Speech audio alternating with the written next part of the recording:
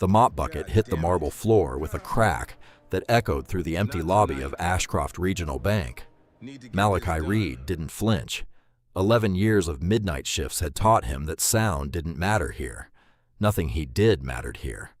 Not to the men whose names were etched in gold on the directory behind him.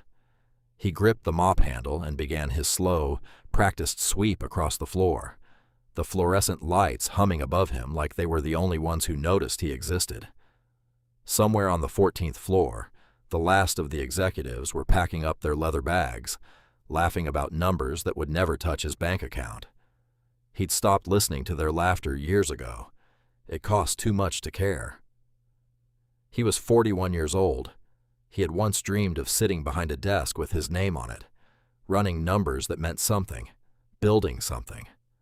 That dream had died the day his father collapsed at work and never got back up, and Malachi, 19 and terrified, dropped out of his accounting program to keep his family from losing their home. He never went back. The credentials never came. Only the debt, the silence, and eventually, the mop. He told himself it didn't sting anymore. He was lying. That night, cleaning out the recycling bin outside the corner office of Vice President Holt Ashcroft III, Malachi's hand brushed against a folder someone hadn't bothered to shred. He almost tossed it without a glance. He always did. But something made him stop. A name caught his eye. Cole Logistics, a small trucking outfit 2 counties over, denied for the 3rd time. He shouldn't have read it. It wasn't his business. It wasn't his file. But loneliness makes a man curious, and curiosity, that night, changed everything. He sat on an overturned bucket in the stairwell, where no one would see him, and read every page twice. The numbers didn't lie. Cole Logistics wasn't a bad bet. It was a boring one. Small margins, steady contracts, nothing flashy enough for men who wanted to brag about unicorn valuations at country clubs. They hadn't rejected the risk. They'd rejected the size. Malachi felt something stir in his chest he hadn't felt in years. Recognition. He understood this. He understood this better than the men who'd tossed it in the trash. He told himself he'd forget about it by morning. He didn't.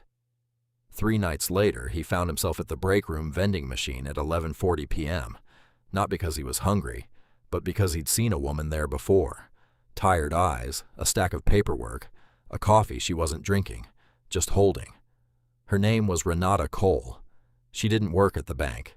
She was waiting, again, for a meeting that would happen tomorrow morning. A meeting she already knew would end in another rejection. Malachi almost walked past her. Almost. "They're going to say no again," he said quietly, not looking at her directly. The way a man talks when he's not sure he has the right to speak at all. "Not because of your business, because of how you're asking." Renata looked up, exhausted, ready to dismiss whoever this janitor thought he was. But something in his voice stopped her. He wasn't guessing. He wasn't performing kindness for pity's sake. He was certain. She asked him what he meant. He told her. Right there, at 11:47 p.m., between a vending machine and a mop bucket, Malachi Reed, a man with no office, no title, no letters after his name, broke down exactly why her proposal was structured to trigger every red flag on Ashcroft's internal risk model. He told her how to restructure the collateral terms. He told her which numbers to lead with and which to bury. He spoke the language of men who'd never once looked him in the eye, and for the first time in over a decade, someone looked back at him like he mattered. Renata didn't sleep that night. She rewrote her entire proposal based on scribbled notes on a napkin from a man who emptied trash cans for a living. 3 weeks later, a different bank across town approved her loan in full. She came looking for Malachi specifically to thank him. She found him on his knees, buffing a floor near the elevator bank, and she didn't see a janitor. She saw the man who saved her company. She asked him what he wanted in return. He said nothing. He hadn't done it for money. He'd done it because for 11 minutes in a break room, he'd felt like himself again. But Renata Cole talked, and in the tight, word-of-mouth world of small business owners who'd been failed by big banks one too many times, A name began to travel quietly through diners and repair shops and warehouse offices. Talk to the man who cleans Ashcroft at night. He sees what they don't. If this story is hitting you right now, do us a favor and hit subscribe, because what happens next is the part nobody saw coming, and you don't want to miss where this goes. At first, it was just advice, whispered in parking lots and back offices, always after his shift ended, always for free. But word compounds like interest. Within 4 months, there were 7 business owners who owed their survival to a man who mopped floors from 10 p.m. to 6 a.m., and then spent his mornings, exhausted and unpaid, teaching desperate entrepreneurs how to speak a language designed to keep them out. He started staying later at the bank, not to clean, to read, rejected proposals, internal strategy memos, quarterly risk assessments left open on desktops by executives who assumed the janitor couldn't understand a balance sheet if it hit him in the face. Malachi absorbed all of it, night after night, building in his mind a private map of every mistake Ashcroft Regional Bank was making. Arrogance disguised as strategy, ego disguised as risk management. He began to see the shape of something the executives upstairs couldn't. The bank wasn't just rejecting deals. It was rejecting an entire class of people it had decided, without ever saying so out loud, weren't worth the paperwork. And somewhere in that stairwell, mop in hand, exhaustion in his bones, Malachi Reed made a decision that would take 3 years to fully detonate. He was going to build the thing they refused to see. The next 18 months nearly broke him. Malachi was living 2 lives, and neither of them let him rest. By day, he was meeting business owners in diner booths and cramped back offices, teaching them how to structure proposals that men in glass towers couldn't dismiss. By night, he was still Ashcroft Regional Bank's janitor, pushing the same cart down the same marble floors, invisible to the same executives who had no idea the man cleaning their trash cans was quietly rewriting the futures of a dozen small businesses across the county.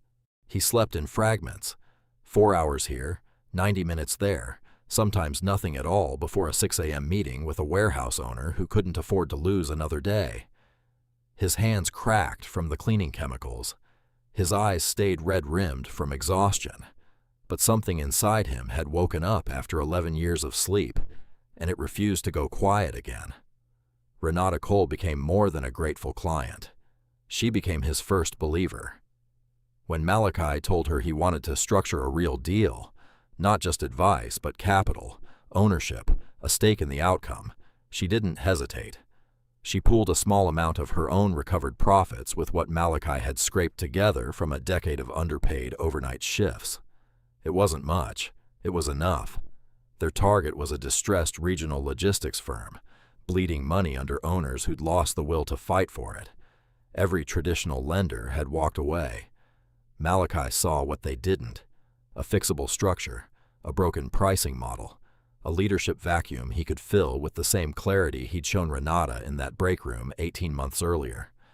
He acquired it for almost nothing. Then he rebuilt it from the inside, applying every lesson he'd absorbed from years of reading the rejected files of men who thought paperwork was beneath a mop pusher's understanding.